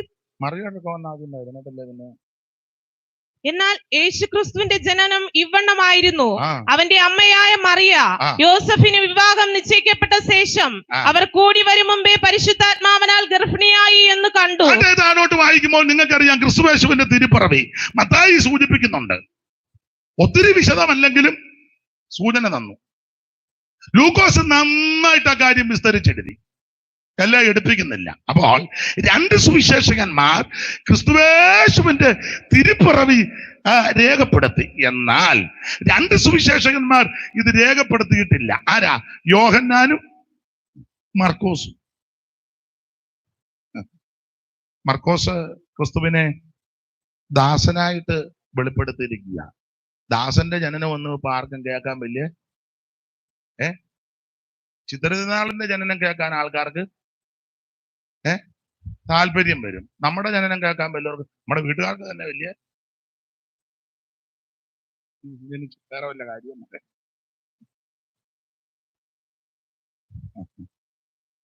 അടിമയുടെ ജനന വസ്തുത കേൾക്കാൻ ആർക്കും താല്പര്യമില്ല. പക്ഷെ ഉടമയുടെ ജനനം കേൾക്കാൻ താല്പര്യമാണ്. ദാസനായിട്ട് ചിത്രീകരിച്ചത് കൊണ്ട് ആ ജനനത്തെ പറ്റി ഒന്നും യോഹന്നാൻ ജനനത്തെ പറ്റി ഒന്നും കൊടുത്തില്ല. കാരണം ദൈവമാണെന്ന് തെളിയിക്കുക. എന്റെ വിഷയം അതല്ല. 4 സുവിശേഷകന്മാരിൽ രണ്ടുപേര് മാത്രമേ അവിടുത്തെ തിരുജനനത്തെ പറ്റി പ്രസ്താവിച്ചു. പക്ഷേ തിരുമരണത്തെ പറ്റി 4 പേരും പ്രസ്താവിച്ചു. ഈ മരണം വിശേഷപ്പെട്ട മരണമാണ്. എത്ര അധ്യായത്തിൽ ആ മരണത്തെ പറ്റി വിസ്തരിച്ചേക്കുന്നത്? ജനനത്തെ പറ്റി 1-2 അധ്യായത്തിലേ ഉള്ളൂ ബൈബിളിൽ. പക്ഷെ തിരുമരണത്തെ പറ്റി മൊത്തം പഠിച്ചേ. 22 സങ്കീർത്തനം അത് തന്നെയല്ലേ? യെശയ്യാ 53 അതല്ലേ? 2:12 അങ്ങനല്ലേ? ഓരോരോ മശിക സങ്കീർത്തനം എടുത്തേ. ഉൽപ്പത്തി പുസ്തകം മുതൽ തുടങ്ങിക്ക് ഒരു കുഞ്ഞാട് ഇറക്കപ്പെട്ടില്ലേ? വെളിപ്പാട് ലോകസ്ഥാപനം മുതൽ യോഹന്നാന്റെ സുവിശേഷം മൊത്തം കഷ്ടാനുഭവങ്ങളും അതിനോട് ബന്ധപ്പെട്ട ഏതാണ്ട് ചുരുങ്ങിയ ദിവസത്തെ ചരിത്രമാണ്. 21 അധ്യായം. ജനനമൊന്നുമില്ല. മരണം വിലയേറിയ മരണമാണ്. ദൈവത്തിന് മഹത്വം. 4 സുവിശേഷകന്മാരും തിരുമരണത്തെ വിസ്തരിച്ചെഴുതിയിരിക്കുക. യോഹന്നാനാണെങ്കിൽ നല്ല ക്ലിയർ ആയിട്ടാണ് എഴുതിയേക്കുന്നത്. കാരണം എല്ലാരും പോയിട്ടും യോഹന്നാൻ പോയില്ലല്ലോ, കൂടെ നിൽക്കുകയല്ലേ. പിടിച്ചോണ്ട് മഹാപുരോഹിതന്റെ വീടിന് അവിടെ കൊണ്ടുപോയപ്പോൾ യോഹന്നാൻ അകത്ത് കയറി. പത്രോസ് ചെന്നെങ്കിലും കയറാനൊത്തില്ല, പരുവക്കേടായി. അപ്പൊ പിന്നെ യോഹന്നാൻ പറഞ്ഞ് നമ്മുടെ ആളെ അങ്ങോട്ട് കയറ്റി വിട്ടേക്കാൻ പറഞ്ഞു. അങ്ങനെ കയറി ചെന്നപ്പോഴാ തീ കാഞ്ഞപ്പോ പുള്ളിയും കയറി തീ കാഞ്ഞു. പുള്ളി കൂടുതൽ ഷുഗർ ഉണ്ടെന്നാ തോന്നുന്നത്. ഈ ഉറക്കം നമ്മൾ ചെല്ലിക്കാല് ഉറങ്ങുകയാണ്. ഷുഗർ ഉണ്ട്, അമ്മ ഉറങ്ങുകയാണ്. ഷുഗറാ ഇതൊന്ന് പീറ്ററിന് ഷുഗർ ആണോ എന്നൊരു അതില് ഉറങ്ങിപ്പോയപ്പം ആയിരിക്കാം ഈ ഉറക്കക്കാരനാ. ഈ കാത്തങ്ങാണ്ട് കൈ മുട്ടുക കണ്ടിട്ട് സ്തോത്രം. അതാണ് നിന്റെ ഉച്ചാരണം കേട്ടിട്ട് നമ്മൾ എന്നെ പറഞ്ഞാലും സ്തോത്രമല്ലേ പറയാനേ? ഇല്ലേ? തല്ലാൻ പോയാലും സ്തോത്രം സ്തോത്രം.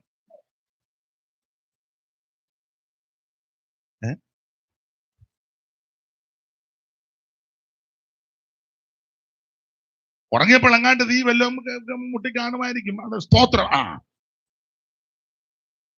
നിന്റെ ഉച്ചാരണം കേട്ടിട്ട് നീയും എന്നാലും പുള്ളി രാഗി. അയ്യോ, അതിനെ തള്ളി പറഞ്ഞ പത്രോസതിരാവിലെ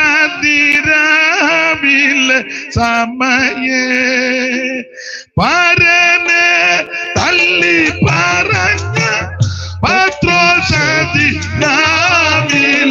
സമയേ പെരുത്ത ദുഃഖം നിറഞ്ഞു പുറത്തിറങ്ങി പൊട്ടിക്കരഞ്ഞു. പെരുത്ത ദുഃഖം നിറഞ്ഞു പുറത്തിറങ്ങി പൊട്ടിക്കരഞ്ഞു. അപ്പൊ ശ്രദ്ധിക്കുക, അവിടുത്തെ തിരുമരണം 4 പേരും പ്രസ്താവിച്ചു. യോഹന്നാൻ ചില മണിക്കൂറുകൾ നടന്ന 6-7 മണിക്കൂർ നടന്ന 6-7 അല്ല, ചില മണിക്കൂറുടെ സംഭവം അക്കമിട്ടാ നിരത്തിയിരിക്കുന്നത്. ഇതുപോലെ ആരുടെ മരണത്തെ പറ്റിയാ പ്രസ്താവിച്ചേക്കുന്നത്? പണ്ട് 2 പേര് കൂട്ടുകാരാ ഒരു വീട്ടിൽ ചെന്നപ്പം വീട്ടുകാര് അവരുടെ മാന്യത അനുസരിച്ച് നല്ല ബ്രൂ കോഫിയും അലുവായും കേക്കും പൂവമ്പഴവും തത്തുല്യമായ സാധനമെല്ലാം ടേബിളിൽ വെച്ചിട്ട് പറഞ്ഞ് കഴിച്ചാട്ട്. അപ്പം 2 പേരും കഴിക്കാൻ തുടങ്ങി. സ്തോത്രം ചെയ്തു എടുത്തു. മറ്റവനും എടുത്തു അലുവ, നല്ല അലുവ. അപ്പം ആദ്യം എടുത്തവൻ അലുവായി കടിച്ചു വെച്ച്. അപ്പം മറ്റവനും എടുത്ത് കടിക്കാൻ ഇങ്ങനെ വെച്ചു. എടാ ജോർജ് കുട്ടി, നിന്റെ അമ്മ എങ്ങനാടാ മരിച്ചേ? ഇവൻ അലുവ കടിച്ചോണ്ടായിരുന്നു. അവൻ എടുത്ത അലുവ അവിടെ വെച്ചിട്ട് എന്റെ തങ്കച്ച, എന്റെ അമ്മ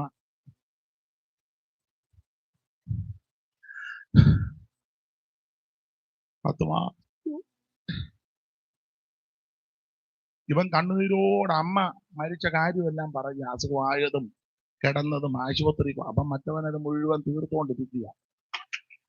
അവനെ കഴിച്ചിട്ട് അമ്മ മരിച്ച സങ്കടം ഇടയ്ക്കിടയ്ക്ക് കണ്ണു തിരുമ്പുകയും അമ്മ അങ്ങനെ മരിച്ചു. നോക്കിയപ്പോ ഒന്നുമില്ല. അപ്പം ഇവന് മനസ്സിലായി, ഇവൻ നമ്മളെ ആക്കിയതാണെന്ന്. ഒന്നും വേണ്ടിയില്ല. വേറൊരു ദിവസം ഇതുപോലൊരു വീട്ടിൽ ചെന്നപ്പോ ഇവർക്ക് ഇതുപോലെ കൊണ്ടുവച്ചു. അപ്പൊ ഇവന് ഓർമ്മ വന്നു. അവൻ രണ്ടുപേരും ഇതുപോലെ ഓരോ സാധനം എടുത്തോണ്ട് ഇവൻ അങ്ങോട്ട് ചോദിച്ചു, എടാ നിന്റെ അമ്മ എങ്ങനെയാടാ മരിച്ചത്? ഉരുണ്ട് വീണ് എത്തടാ, നീ അലുവാങ്ങി വരാൻ. ഒറ്റ വാക്കുകൊണ്ട് അവൻ പറഞ്ഞു, അതള്ള ഉരുണ്ട് വീണ് നീ അതിങ്ങതാ.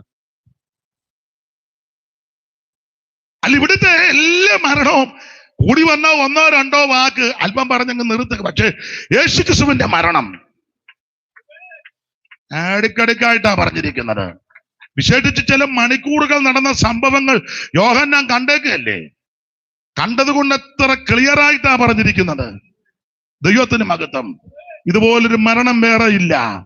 ഇതുപോലൊരു മരണം നടന്നിട്ടില്ല. ഇതുപോലൊരു മരണം ആർക്കും ഒക്കത്തുമില്ല. എന്തിനാ യേശു മരിച്ചത്? എന്നെയും നിന്നെയും രക്ഷിപ്പാൻ, എന്റെയും നിന്നെയും പാപം മോചിക്കാൻ, എന്നെയും നിന്നെയും വീണ്ടെടുക്കുവാൻ, എന്റെയും നിന്നെയും പാപത്തിന് പരിഹാരം വരുത്തുവാൻ, എന്നെയും നിന്നെയും രക്ഷിപ്പാൻ, നിന്റെ പാപങ്ങളും ശാപങ്ങളും മാറ്റുവാൻ ഇന്ന് രാത്രി ആ തിരുമരണം ഓർത്ത് ദൈവത്തിന് സ്തോത്രം ചെയ്യുക. സമയം എന്തുവായി?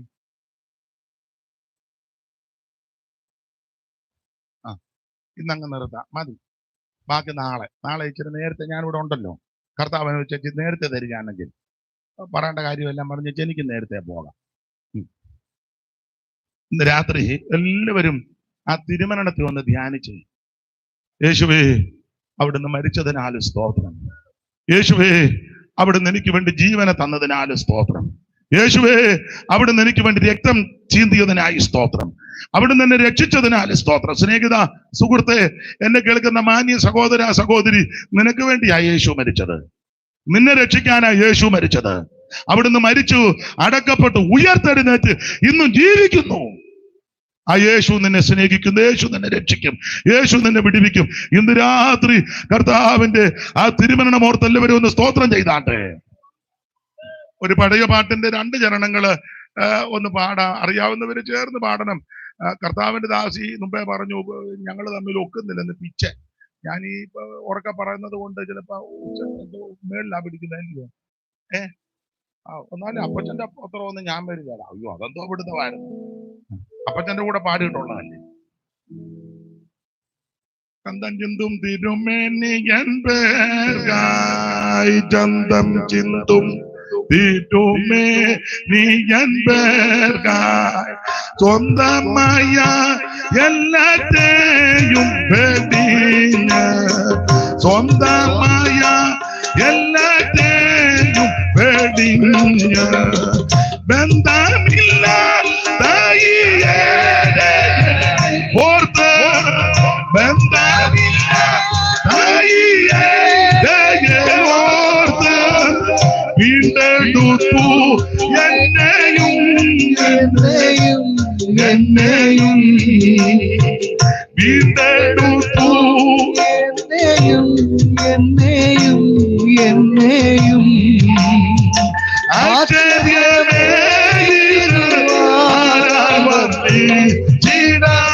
ആശ്ചര്യമേ ചേർന്ന്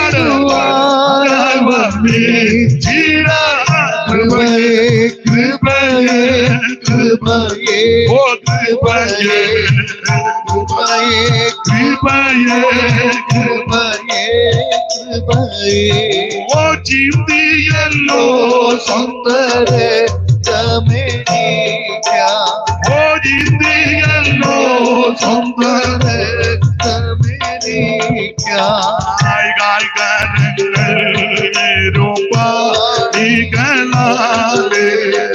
കാർമരങ്ങൾ തിരുപ്പാടികളാലെ ചേർത്തടിച്ചു മരനെ മര കുരിശിൽ, ചേർത്തടിച്ചു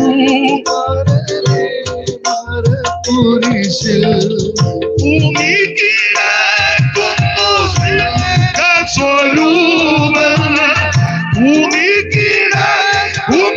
സ്നേഹ ഒരുവൻ എനിക്കായി മരിച്ചു മരിച്ചു മരിച്ചു എനിക്കായി മരിച്ചു മരിച്ചു മരിച്ചു ആശ്ചര്യമേ ഇത് ആരാൽ വർണ്ണിച്ചിടാം ആശ്ചര്യമേ ഇത് ആരാൽ വർണ്ണിച്ചിടാം കൃപയേ കൃപയേ കൃപയേ കൃപയേ ഓ കൃപയേ കൃപയേ കൃപയേ കൃപയേ കൃപയേ കൃപയേ കൃപയേ കൃപയേ കരമുയർത്തി ദൈവത്തെ മഹത്വപ്പെടുത്താം.